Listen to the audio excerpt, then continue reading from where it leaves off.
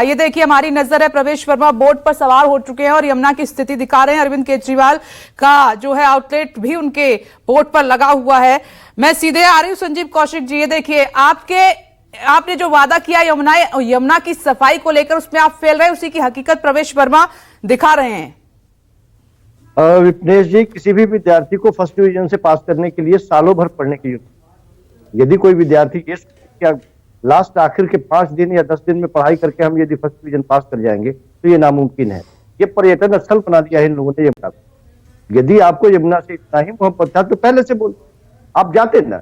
देखिए हुआ क्या है विपनेश जी, हमारे गांव में एक चग्गू हलवाई की दुकान है, अभी भी है। वो नौजवान दुकान खोला, खूब चल निकला, बहुत शानदार वो बालूशाही बनाता है। लोग जाते हैं, दूर दूर से जाते हैं वहां खरीदने के लिए। उसके दुकान को देखते बगल में एक पंकु हलवाई की दुकान खुल गई। अब उसके दुकान पर भी लोग जाने लगे, लेकिन क्वालिटी सही नहीं मिलती। कुछ दिनों के बाद जग्गू और मंकू दोनों नाम की एक हलवाई की दुकान खुल गई। हम लोग जब भी मिठाई खरीदने जाते थे, पिताजी बोलते थे कि ध्यान से जाना और जग्गू हलवाई की दुकान से मिठाई खरीद के लाना, बाकी सब ठगता है और बेहतर बनाता नहीं।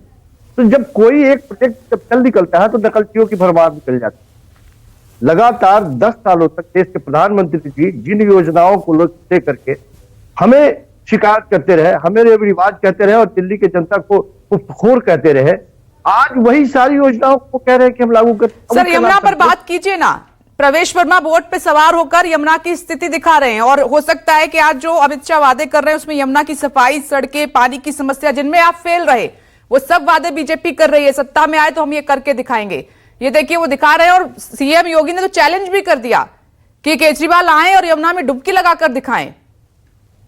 किया ना, कुछ काम हम नहीं कर पाए, करेंगे। हमें यदि मौका मिला तो निश्चित तौर पर करेंगे। कुछ अब सारी काम जितने हमने वादे किए थे उसमें लगभग 98% काम हमने किए हैं।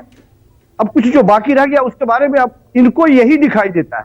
बाकी इनको बिजली, पानी, सड़क, शिक्षा, महिला, बुजुर्ग व्यक्ति, ये सब चीजें नहीं दिखाई देती है। मिडिल क्लास दिखाई नहीं देता है इनको, ऑटो ड्राइवर दिखाई नहीं देता है इनको। तो ये सारी, जब आपको हमारे ही इन सारे योजनाओं की कॉपी करके यदि आपको अपने नाम से, संकल्प के नाम से रख देना था तो आप रखिए, हमें कोई एतराज नहीं है।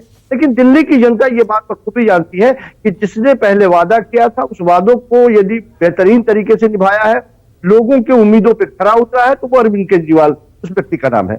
तो ये लगातार हमारी योजनाओं को, चाहे वो भारतीय जनता पार्टी हो या कांग्रेस हो। संजीव जी, आपके मैनिफेस्टो में ये प्रमुख वादे थे दिल्ली की जनता से, जिसमें यमुना की सफाई का आपका वादा था। सड़कें आपने कहा कि आप वर्ल्ड क्लास बना देंगे। आप देखिए सड़कों की स्थिति क्या है। पानी की समस्या अभी भी कई इलाकों में बरकरार है। हमने खुद रिपोर्ट की, टैंकर आते हैं, मारामारी होती है, लड़ाई होती है।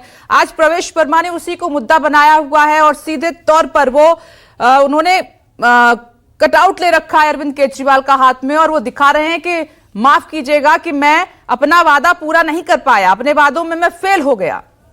विपनेश जी, भारत के इतिहास में कोई तो एक ऐसा राजनेता है जो कह रहा है कि हमने वादे किए थे, हम पूरा नहीं कर पाए।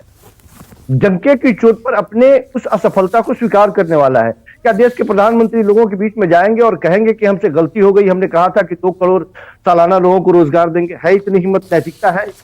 उनमें इतनी नैतिकता है कि वो कहें कि स्विस बैंक में काला धन जो पड़ा हुआ था से हम लाएंगे 15 दिनों के अंदर में 15-15 लाख लोगों के खाते में हम डाल देंगे? जो बात वो कह रहे थे, नैतिकता है कि हम नहीं कर पाए, हम थे। उन्होंने कहा था कि हवाई चप्पल वाले हवाई जहाज पर घूमेंगे, क्या उनमें इतनी नैतिकता है कि महंगाई खबर छोड़ रही है उसमें अरविंद केजरीवाल हमारे लोगों के जनजीवन को आसान बनाने का प्रयास कर रहे हैं? वो कम से कम नैतिकता की बात करें तो उच्च मानदंड रखे ना। आप ये पर्यटन, मैंने कहा आती हूँ विक्रम जी,